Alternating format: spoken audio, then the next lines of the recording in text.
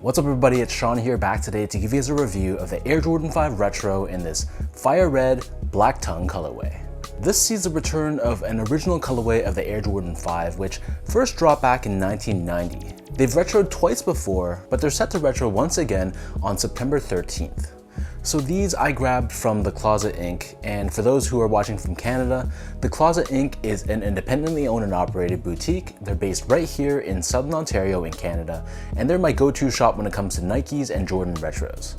So if you're looking for an independent shop that has some of the best pricing in the entire country, check out the Closet Inc. I'll link their socials, their website down below, so tell them that you heard about them through my channel.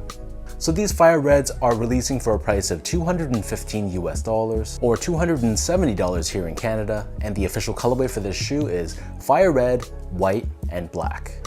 So fun fact, the first retro of this shoe, which happened back in 2006, that was actually one of the first Jordans I ever had in my collection. So I first started getting into Jordans in late 2005, 2006. And some of the first Jordans I ever got were, for example, the Mars Jordan 4s, the Fire Red 3s, and then we had these ones as well. So it's kind of a full circle moment that really brings me back to my beginning or early days of sneaker collecting. So this is of course called the Fire Red colorway, but back in 1990, Nike dropped two Fire Red colorways. There was the 3M or Silver Tongue colorway, and then there's this one which is commonly known as the Black Tongue colorway.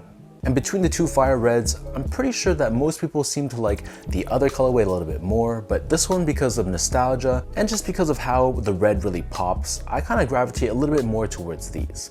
So diving into the details of the shoe itself, the majority of the upper is crafted out of a decently soft, white colored smooth leather. So this leather, it's not anything amazing, but it's definitely decent as far as a mass-produced general release Air Jordan goes. So surrounding the front toe cap, you can see we have another layer of leather here, and like most recent Jordan 5s, it has a pretty decent shape. It's nicely sloped and it doesn't have that boxy cliff toe that a lot of past Jordan 5s used to have. Covering the eyelets, we have these white colored TPU layers, whereas the top four eyelets is covered in a black colored TPU layer. Underneath this, we have the signature netting. This covers both sides of the mid panel. And then moving downwards, we have another panel of leather here, and embroidered on the lateral side only, we have 23, Michael Jordan's number.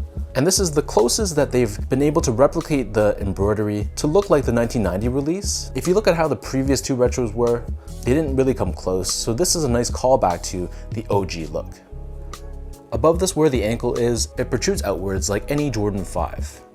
And then on the heel of the shoe, we have Nike Air branding embroidered in black, and this is another feature that we haven't seen before on this colorway since the originals from 1990. As far as the laces go, so this only comes with one lace option, and they're a flat style white colored lace. They loop through this lace lock, and then the tongue itself is covered in that translucent netting on the bottom half, whereas the top half is covered in this black colored textile, and we have the red colored Jumpman embroidered in the center. On the back of the tongue, we have a red colored liner, and we have this upside down tag with Air Jordan branding. And then this same red liner covers the interior back half of the shoe, and it's done in this asymmetrical finish where the lateral side is cut lower than the medial side. For the insoles, these come with an actual genuine polyurethane line insole, which is decently padded. It's covered in a red liner on top, and we have Nike Air branding pressed onto the heel in black. So the upper of the shoe sits atop a polyurethane foam midsole, which is painted in a mix of black and red. On the lateral forefoot, we have this jagged, shark teeth detailing, and encapsulated within this midsole, we have Nike Air technology both underneath the forefoot, which is not visible, but it is visible underneath the heel through this cutaway, exposing the air unit itself. And then for the bottom of the shoe, this is your traditional Jordan 5 outsole, nothing too special here. This is crafted out of a mix of red rubber and these translucent rubber pods. So you can see we have this Jumpman logo underneath the forefoot. It has this herringbone style traction pattern on it, along with Nike branding visible in the center. So that breaks down the look and the construction of this shoe. And for those wondering about how these fit, so in my opinion, these actually run a little bit roomy. So you can do two things. If you have a wider foot, or if you just like a more spacious toe box, you can go true to size. But if you're someone that doesn't have a wide foot, or you just like more of a snug one-to-one fit, then you can go a half size down. In my case, I'm a true size 10, slightly on the wider side. I got these in a size 9.5, which is the same size that I got, for example, in the recently released Grape 5s. I find that Jordan 5s are generally a bit more wide foot accommodating, so I don't feel any pressure points around the pinky toes or anything like that, like a Jordan 4 would. So in my case, getting these a half size down, like I said, they fit me really nicely in a nice snug one-to-one way. So if you're someone that's in between sizes, let's say you normally wear either a 10.5 or an 11, and you like that more snug fit, then I'd recommend going with a size 10.5. But if you're ever in doubt, just stick true to size with this shoe and you should be fine either way. Moving on to the comfort, so these feel like most recently released Jordan 5, so for an everyday casual use shoe, it's gonna be fine. I find that they're more comfortable than a Jordan 4, for example, but they're kind of similar to a Jordan 3. So they have a little bit of softness underfoot, but generally speaking, it feels like any other retro shoe from the late 80s or 90s, in that it's not gonna be anything groundbreaking, but again, just wearing these casually, you're gonna feel fine. Finally, in terms of the quality and the craftsmanship, so in terms of the material quality, I thought it was decent, nothing amazing, nothing that really impressed me or shocked me, but I thought the materials were fine. The build of the shoe I thought for the most part was really good as well. The stitch job was good, the panels were symmetrical between my left and right feet. I really liked the shape of that toe box with that tapered look, and if anything, maybe the tongue was a little bit overstuffed, but I'm just nitpicking at this point. I thought this was a really well produced retro of the Fire Red Jordan 5.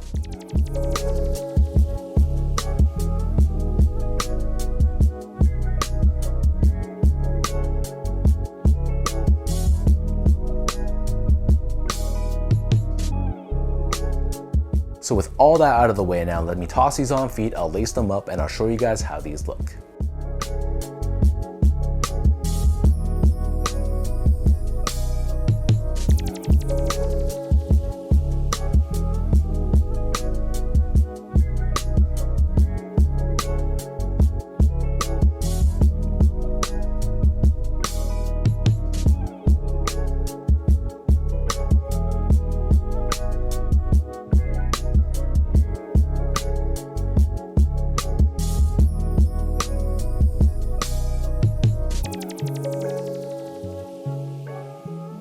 All in all, this is amazing to see one of the first Jordans I ever had in my collection come back. I really like how they've reproduced this to be a lot more closer to the look of the OGs. And at the end of the day, I'm really happy with the end result. This is always going to be an iconic colorway for me. It really screams Chicago Bulls. And even though Jordan 5s aren't really worn too heavily in my rotation right now, it's just one of those shoes where I'm happy to add to my collection. Even though it's not necessarily going to get the most wear, it's just one of those nice to have pairs, especially from a sentimental or nostalgia perspective. So leave your thoughts down below. Let me know, what do you guys think about this Fire Red 5? I don't know, depending on the time that you're watching this video, are you planning on copying these or have you already copped them? And what do you think about them now that you have them in hand? And as usual, if you guys enjoyed this review, be sure to like, comment, and subscribe to my channel if you haven't yet. You can follow me on my social media accounts. I'll link that down below. And again, another shout out goes out to The Closet Inc. So thanks everyone for tuning in. Hopefully you guys enjoy this review, and I'll catch you all in my next video.